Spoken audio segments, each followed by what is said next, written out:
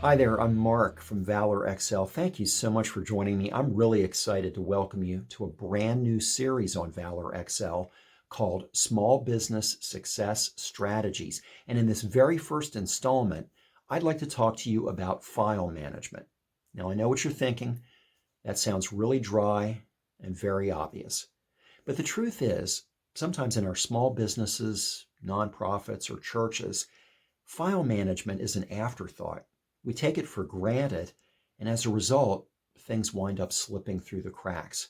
You have to be very structured and very logical about managing your files, and if you don't, everybody in the organization will suffer. I really look at it from being the one voice of truth for how you do business. Nobody should ever have to rummage for anything. Nobody should have to wonder where something should be archived. You need to come up with protocols that everybody can understand and utilize. And if you do, it will make life so much easier. But what is file management? It's actually kind of a broad spectrum. Maybe in your organization, you're still using paperwork. You might actually have physical filing cabinets where you open a drawer. There are hanging folders with manila folders inside of them, each one containing paperwork. And if so, that's okay. For most of us, the bulk of what we're doing with file management is in the digital realm. We're saving files to our desktop. Maybe we have some sort of a common repository like a shared server where everybody in the organization has access to the same files. We might use something like an external hard drive or solid state drive, and in some form, a cloud backup solution. There are a lot of things to take into consideration with file management, but I want to share with you today 5 basic concepts to keep in mind, and I think it'll really help you in your approach to file management so that everybody can do it in a way that's beneficial, easy, and stress-free.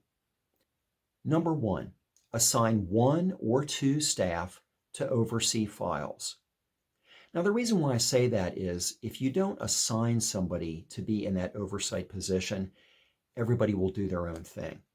And that's where you can suddenly see tremendous clutter developing in your organization, especially if you're working in some sort of a shared setting, like a server or a cloud-based solution like Microsoft Teams.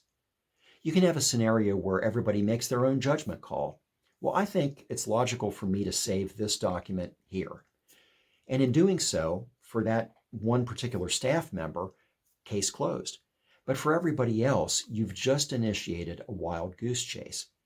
Because if that person happened to save the document in a place that isn't logical, then everybody else has to rummage to find it. The other thing that will happen is that many different people will upload whatever they think is important for the entire organization. Suddenly you see this vast array of documents. Some might be legitimate, but some don't really play a role in the overall organizational operations and would be really better suited on somebody's desktop. The worst thing that happens in this scenario is that you wind up with multiple iterations of the same file and no easy way to tell what the most current version is. It can be a real nightmare where you have 3 different people all thinking they're working on the same document, but they're actually working on 3 entirely separate versions. So the things I want to share with you today will eliminate all of that, hopefully, and having somebody in an oversight position really does play a key role.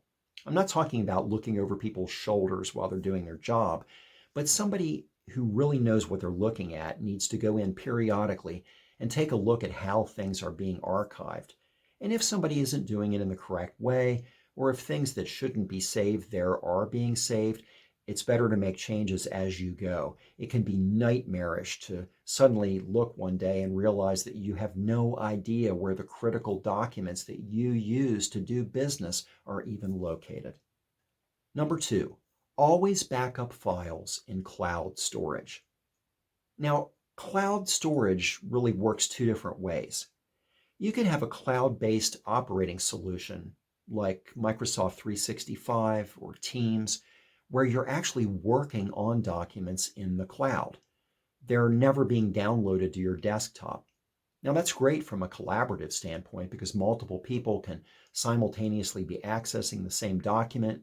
You can tell whoever else is in there. You can set permissions, allowing who has access to what, and that's great. But that's not always the way it plays out.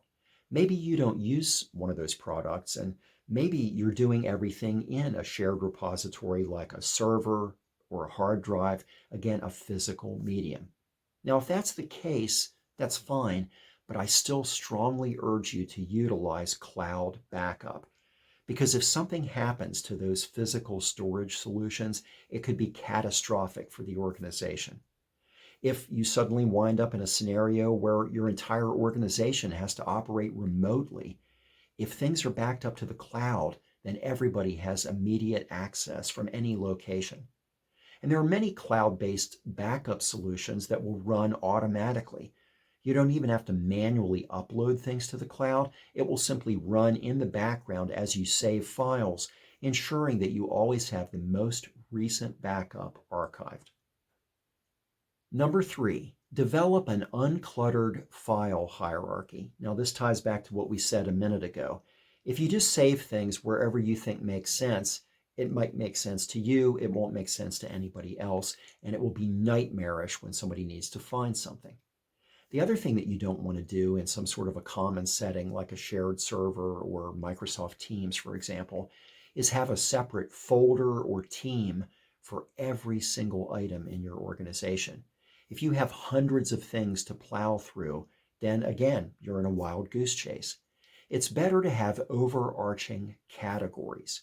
So instead of having 100 different things for somebody to look at, have 10, and then nested inside of each one of those are folders or subfolders. Or in the case of Microsoft Teams, maybe you have a few teams, but then have specific channels within those teams that address different facets of doing business.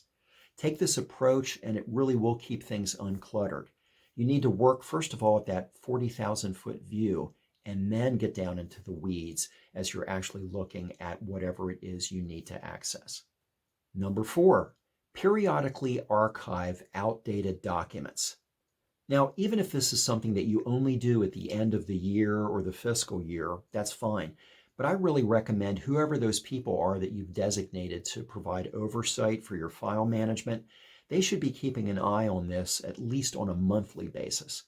If documents are suddenly rendered obsolete because something new came along, don't get rid of what was there, but archive it.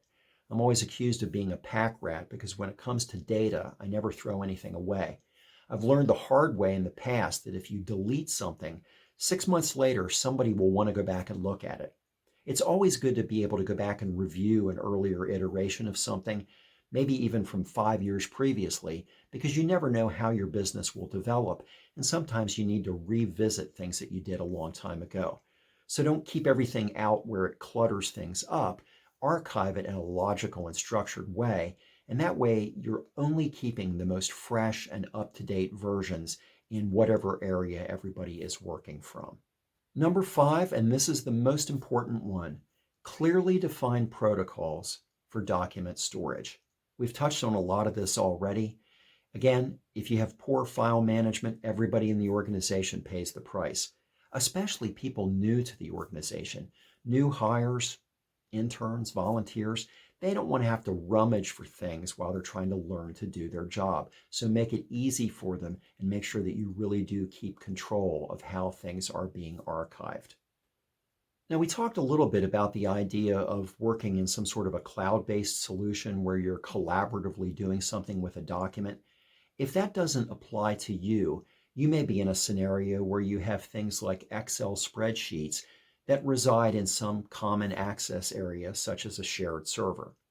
I really want to caution you, particularly with spreadsheets that have hundreds of rows with a lot of data in them, don't ever work on a spreadsheet in that common setting.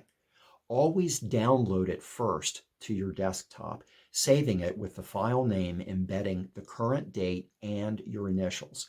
Then close it out, open that version from your desktop, do whatever work you need to do, and when you're done, save it back to the original location so that either you or the next person who comes along will know that that's the latest version to work from.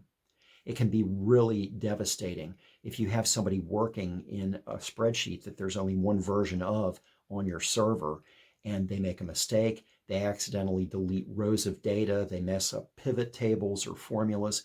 It can waste untold hours of you trying to reconstruct the data. If you do it this way, you always have multiple backups. And again, you can keep some sort of a logical archive system, maybe keep 10 copies that are easily accessible and then put the rest in some other archive folder. Maybe later on you can delete them, but at least that way you have others to draw from in case something accidentally gets deleted. You also want to ensure that your file management protocols address things like integrated programs such as bookkeeping software. If you have any supporting documents that you routinely use in conjunction with third-party software, make sure that you structure your file management so that everything is logically grouped. That way, if there's primary documentation that everybody's utilizing and then the bookkeeper has other things specific to their role, it's at least all tied together through some sort of a hierarchy where somebody can locate the other missing pieces if needed. You also need to establish very specific policies about file sharing, and that really applies to people who are outside the organization. Make sure that you never create a scenario where just anybody suddenly has access to a link and can go in and change, modify, download, or delete something. Somebody could literally cripple your organization by doing that. So be very restrictive and selective about who has access to what, and it really should be on an as-needed basis. And again, if you are primarily utilizing paperwork, I also suggest that you digitize whatever you can. Even if people are still physically filling out the paperwork, you can scan it when you're done and then upload it to wherever your files reside. And that way you always have a digital backup copy in case something happens to the original physical one. And really the most important thing I want to remind you of, this applies both to the hierarchies that you structure and to the protocols that you come up with for file management. Always maintain privacy and security. This applies to client data. Make sure that anything confidential is only accessible by people who have a need to look at it as part of their job function. And with any kind of human resources files for individual staff, particularly pay records, make sure that no one else can access them except the required management staff or HR staff. Well, I hope what I shared with you today was helpful. If we don't manage our files, they will bury us alive. We all are swimming in data, so do everything you can to structure it in a logical, easy to access way that works for everybody. I really appreciate you joining me today in this very first installment in our new series, and I invite you to come back. We will look at many small business success strategies to really help you work as efficiently and as effectively as possible. But how can you know whether or not you're really on a healthy trajectory? Well, I'd like to offer you a fantastic tool. It's a free PDF that you can access by clicking on the link in the description below this video. It's called Taking Your Organization's Temperature. It consists of 30 statements about the health of your organization. Go through, look at the possible responses, and determine how each one applies to your organization. There's a corresponding numeric value for each. When you're done, add them up, and the total will tell you whether or not the approach you've been taking is inactive, reactive, or proactive. If today's episode was beneficial for you, would you please give us a like? And in the comments below, let me know what the challenges are that you faced in your organization when it comes to file management. Have you really struggled to get things organized so that everybody can access them, so that everybody knows where they are and knows how to properly save things when they're done working with them? I also encourage you to subscribe to this channel. We have fantastic new content on a regular basis, and all of it is specifically geared towards small businesses and nonprofits. Thanks so much for joining me today. I really do appreciate it. I invite you to join us again next time. Until then, remember, at Valor XL, we're doing everything we can to help you do smart work. Thanks again. I'll see you next time. Goodbye for now.